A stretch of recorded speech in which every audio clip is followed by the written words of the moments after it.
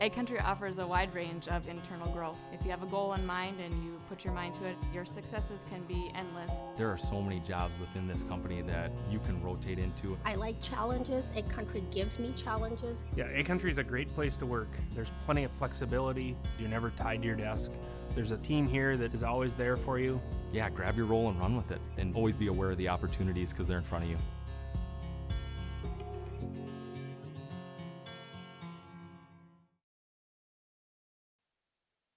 Good morning, everybody, and welcome. My name is Rob Froning, VP of Insurance and Customer Education with Ag Country Farm Credit Services. I got a couple of others with me today that we're going to visit a little bit on managing through uncertainty with where we're at today in the ag economy and what's going on. I think I'll have Mark and Carrie introduce themselves and some of the roles they do here with Ag Country, and then we'll kind of get into what we're going to visit on today. So, Carrie? Good morning, or almost afternoon, everybody. My name is Carrie Smith. I'm a senior insurance specialist at the Carrington, North Dakota branch. I've been with Ag Country and Insurance in about 12 years, and prior to that, I had 12 years on the FSA side of the world. Good morning, everybody. Mark Vetter, been with the association for 14 years. Today, I'm an SVP of Producer Markets, which means I lead a team of lenders for the association, but I've also spent a significant amount of my time dealing directly with producers for Ag Country. All right, thank you. And again, as we talk about uncertainty, there's always uncertainty when it comes to agriculture, and obviously the markets and production and things play into that. And right now, we're probably looking at fairly decent production across most of the footprint. Obviously, the markets aren't necessarily going in our favor, aren't necessarily where we want them to be. So we have insurance and we have credit with us today, and so just kind of looking at what are our options as we manage through these times. And so I think, Mark, I'm just kind of going to start with you, and what is kind of key for producers? What should they be doing as we're getting into the 24 harvest and possibly looking into the 2025 year? What's kind of key from a credit perspective should a producer be looking at? As we get into the combining season, this is really when we get our report card. I mean, how did we do as a producer, and how did Mother Nature treat us? And there was a lot of analysis done last winter, about where we thought we needed to be for prices to make money on the 24 crop. But now we get a chance to actually update with actual yields where we need to be in the black. And I think that's going to be pretty important with interest rates at higher levels than what we've seen for some time. The more cash flow a producer can have come into the fall, depending on where they need to sell, is going to be pretty important to keep the operating balances down and the interest balances in check. So I think for completing the 2024 season, figure out where actual yields come in on the combine versus expenses, and get a marketing plan in place. And really, keys to success in 2025, you need to look at all your options for crop rotations. I've been in visits with this morning today, Southeast North Dakota. I hear the word canola, edible beans, different things. Is producers level set for a crop rotation into 25? You got to look at what your potential profits are for each crop as you look at making your rotation for 2025, as well as the different risks and how you can mitigate them within your operation. And I think once you have that, you can level set into what your actual cost of production is going to be, and it's going to bring a lot of clarity to your operations in 2025. So you talk about the report card for 24. So yeah, we get the crop, get it harvested. I think a year ago we were looking at planning for 24. We probably had a marketing plan, and again the report card maybe grades that a little bit, but we don't want to be too harsh on ourselves either. Now that we have the bushels and we know what we have, we can do that. I think that is key after you have that 24 crop harvested to now reset. A marketing plan, I always encourage people to have a marketing plan, but it's an action plan that changes. As you learn more and know more, the bushels, or you have other influences in the market, you might need to react differently, and I definitely agree with that. I'm a little bit curious on the 25. You talked about some of these other crops maybe not common to the area. Are there other tools or things that you consider that you would look at when exploring the options of different crops for your area for a 25 crop? You know, as I think about the tools or even exercises, analysis, I see a lot of successful producers do in the field. The first one I have to reference is really that break-even analysis. And what you do is you look at all the expenses. I'm not talking just seed, chemical, fertilizer. You really have to drill down into what the expense is going to be for each crop, including family living and income tax, divided by your average yield. And that's really what's going to give you your break-even at the end of the day, Rob. Now, in September of 2024, there's not a lot of producers in this room or listening today that are going to sign up for a break-even after all the work that's going to go into the 25 crops. So once you have that number, you need to really make a marketing plan on what profit you're willing to take and mitigate some risk. And there's no silver bullet on what the actual magic number is on that, but at a 15% return on your cost of production, you can double your money every 5 years. And my mentors have always said that, and it's always stuck with me, is it's a place you know you can get aggressive and move some grain and really push your farm ahead to the next year. The other tool I see a lot of successful producers use is what's called a sensitivity analysis. The market is not going to care what break-evens are in southeast North Dakota. So let's say we hit a year where we have an average crop, but the best prices, cash prices we could get all year is 20% low of our break-even. What does that 20% sensitivity look like? What is that number? And how could it potentially affect the liquidity of our operations moving into the future state? It can answer a lot of questions, Rob, if you're looking at an expansion, if you're looking at a land purchase, machinery purchase, kind of some clarity on what operations should do if something like that would hit.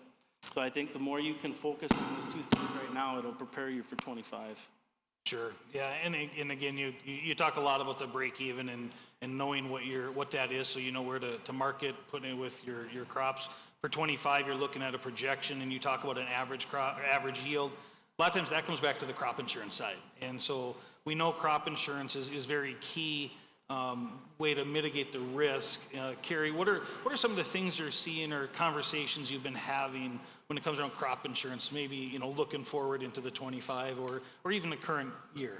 Yeah, kind of to go on what Mark was talking about, the having a planting plan, that might be a little more critical this year with, talking about the numbers and looking ahead. Maybe we need to do that sooner this year.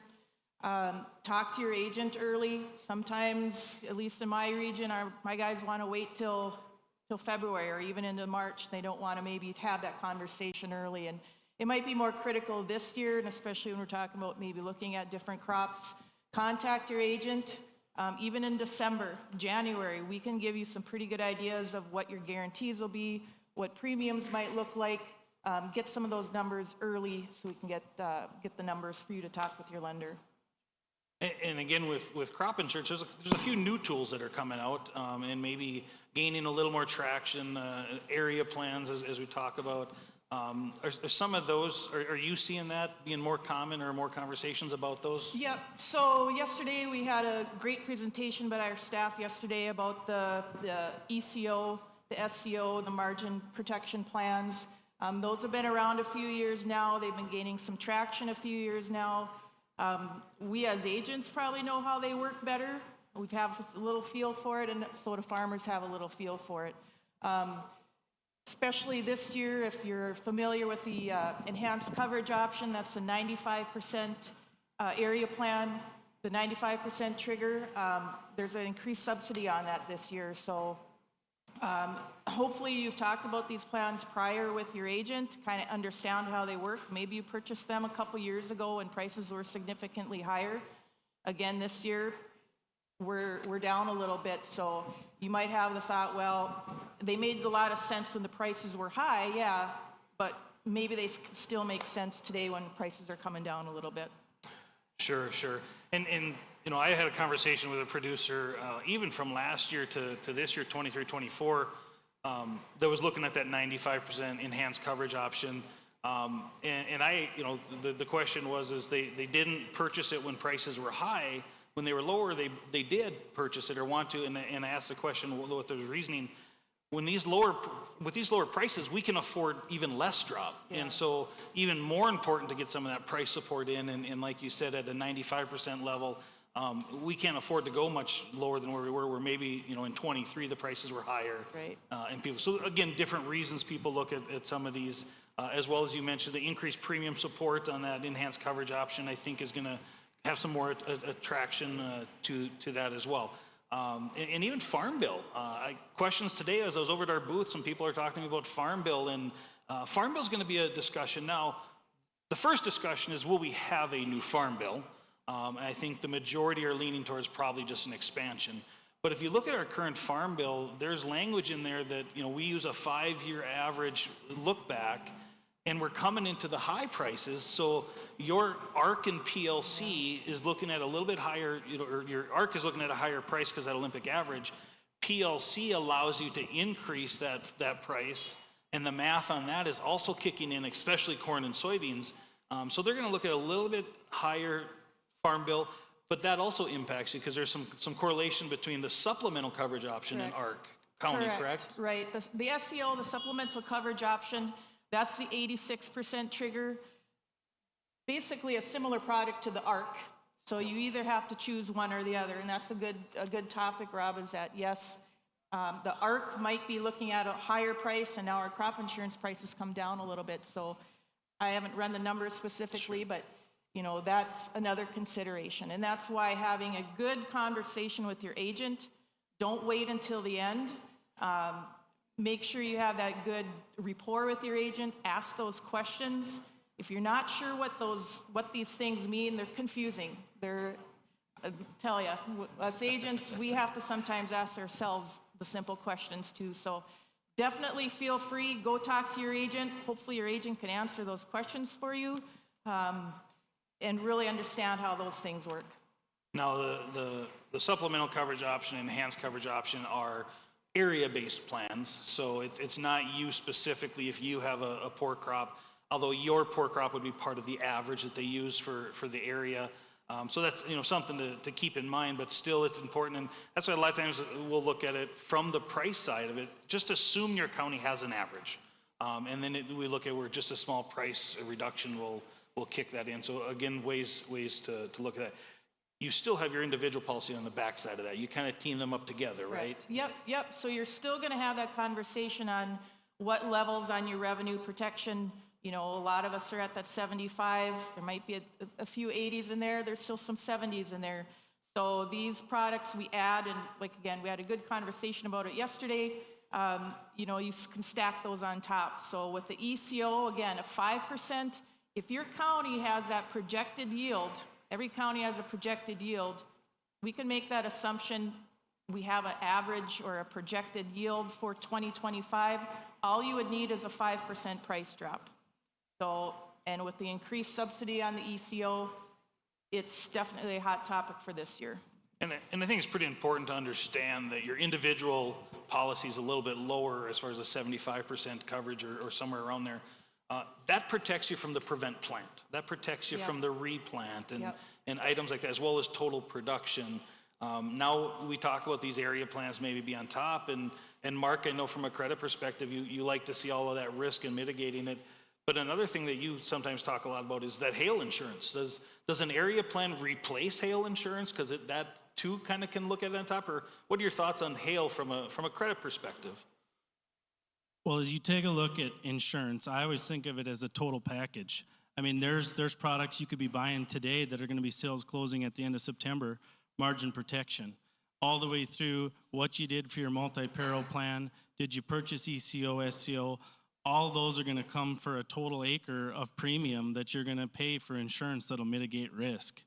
And as you get into the spring of the year and the crop's planted, it's very important to take a look at what dollars have I already spent to mitigate what risk. Most of these policies don't cover the absolute top end of the crop, and that's where a producer can look at what type of hail policy will specifically pay out the most, a 0 to 25% loss, where we know the multi-peril policy or the ECO policy don't cover that well. The other thing that's really important to know as you're dealing with your crop insurance agent is have you bought enterprise or optional units? And if you've bought enterprise as an operation, can you have an entire field get turned black from hail and be able to sustain that risk? So those are all the things I really look at from the lender perspective when you're talking hail insurance versus all the other products that producers can purchase. Yeah, and we talked a little bit about the revenue protection, and that's really vital in a hedging. When you're looking at hedging your crop and some things like that. So do you see some, common mistakes that people maybe make when it comes to the hedging versus speculation or something like that as well, as far as how that insurance protects you? Many producers will come into Ag Country offices all across the association and say, I couldn't sell the crop because it wasn't produced yet. And as we move past 2024 and into the future, it's going to be very important for producers to understand the difference between speculation, where you made a position on the futures market where you didn't have that commodity, and when you were doing a hedge to protect against prices going down against that physical commodity. The producers that can really differentiate that in the future are really going to succeed well. Specifically, you look at the crush plants that have come online today. Many producers are just used to going to the elevator, taking the cash price, locking in whatever basis they had, and they've lost physical, they don't have control of their grain anymore at that point where the destination is going to be. It's going to go to that elevator. And as the basis on soybeans, I think could really tighten up a lot with these crushing plants coming online. Getting used to the difference between a speculation and a hedge is going to be key for success in the future. Sure. And again, having that insurance to back you on that is definitely key as well. I forgot to mention, if there's questions from the audience, feel free to raise your hand. We'll get you a mic and we'll be able to take any of those questions as well. Mark, you had mentioned, there's products that you can look at pretty much year round when it comes to crop insurance. There's private products out there today that we can actually lock in your 2025 price for your revenue protection policy for 25. You could lock in yesterday's close. Things like that. So it's key to talk to your agent year round. You also alluded to a sales close, a margin protection carry. Maybe if you want to expand on that just a little bit, margin protection is a policy that we have to buy for the 25 crop before the end of September now. Can you just expand a little bit on what that does? Yep. So margin protection, again, a fairly new product. The little differentiation between that and ECO, they're very similar in how they work. Margin protection, I guess, can be a benefit in sorts, is that you can lock in a base price today, or I should say in the next couple days. The window for setting our base price for the 25 crop year is actually going on right now. That price gets settled in a couple days on the 15th. So, right now you can look at the margin protection at 440-ish on corn, 1040 on soybeans roughly, and wheat you're looking at 645. And the margin protection is a little bit different than the ECO, in is that margin is going to have what I call kind of the third leg of the stool, is we're looking at input costs. We're still looking at that expected county yield. We're setting that base price for the margin now. And then we're looking also, there's a formulation for input costs. A lot of moving parts in that policy. Is it something you should look at? Maybe you should have talked about it already the last couple years. It can make sense, because if you feel like, hey, you can get a 440 on your corn, you can get that today, or you could wait to see what ECO does in February. Will price be up? Will it be down? Probably have an idea of which way it could go. It's just another thing to look at, but we're into the last couple weeks of margin. So the enhanced is primarily revenue driven with price and production, where this, like you said, has that third leg of inputs. And I know, I'm trying to remember if it was 21 or 22 crop, we saw a huge increase in that input expense from when we would track it today versus in the spring, and we saw that policy probably looking at paying out quite significantly in those years. A lot of that was fertilizer for corn specifically. Nitrogen, I think, went up. So definitely helps protect you on some of those, and so it's a way to hedge some of those inputs. The other way to hedge is, like Mark said, get ready in your planning and working on your projection and say, hey, today's prices work for me for these input costs, let's lock them in. But again, there is now crop insurance, and you're seeing the insurance really come in more and more tools There's a ton of tools. We don't have time to talk about them all today or get in depth, but I think that's really the key is visiting with your agent and understanding all the tools that are out there and available for you to visit today. Even, again, Mark talked about different crops, and you talked about having a plan when you come in to talk to your insurance agent, because there's different options for APHs, your average production history that you can look at too. And so maybe just speak to some of the reasons why somebody might have a projected planting, where they're going to put their crop, and why does it matter what field they're going to put a certain crop on? Because does that help them determine as far as their coverages? Sure. So crop insurance has always been not easy, but the last, I would say 7, 8 years, in that range, less than 10 years. Every year we get a little something added on, and we've had, these extra plans, but there's also these extra crop options that you can add on to boost up your approved yield. You have your regular history, you can add these extra options onto each crop to boost up that approved yield. Of course, you want the highest approved yield to get the highest insurance coverage. So, if you have a planting plan, sometimes it might depend on where you're planting the corn or the edibles to determine which of those options might work better for that unit or that database. So we do a pretty good job. I mean, we take pride in kind of looking through our APHs every year for our producers and making sure the options are on the correct, that are going to help where they intend to plant. Right. And I think the key there is knowing kind of where you're going to plant, because every database is a little different. Yep. Using a tool that optimizes your best coverage. Yep. and figure out what's the optimal crops, and as well as protection. As I look at a lender, obviously maybe they're concerned about collateral, and insurance is a great value there, and being able to increase that yield is also very good. Now, this is a lot of talk about grain. We also have livestock, of course, LRP, where you protect revenue on cattle or hogs. Dairy also has DRP, where we're looking at the milk side, but and that's a year-round product, so obviously for livestock producers, you need to be talking to an insurance agent. Those have gotten extremely popular the last couple of years, especially with some of these higher prices and producers wanting to lock in some of those levels. And again, I talk about how important it is, as that one farmer did to me this spring. As prices go down, we can afford even less of a drop, so even more important to probably look at locking in some of those prices. And another one, again, we talk about year-round crop insurance is pasture range on forage. That's more of a rainfall index, not revenue, and that's in the fall here as well? Yes, correct. Pasture range fall forage has been very popular, in our region. Our guys that have had that for a few years now, they're very pleased with how that has helped cover some of those drier months of the year. Again, to purchase that for 25, you need to talk to your agent by December 1. I believe that got pushed back a couple years ago to the December 1 range. So if you do not have PRF, you need to really look at it, because different areas of the state and the region, it may or may not work better. We have the tools that we can help you look back on history to see how it could have paid and how it works. So in a year like 24, we had a fair amount of rain across a lot of our footprint, which was a good thing, because our pasture was able to maybe handle the cattle that we had out there, and the hay as well, as or forage or whatever across most of it.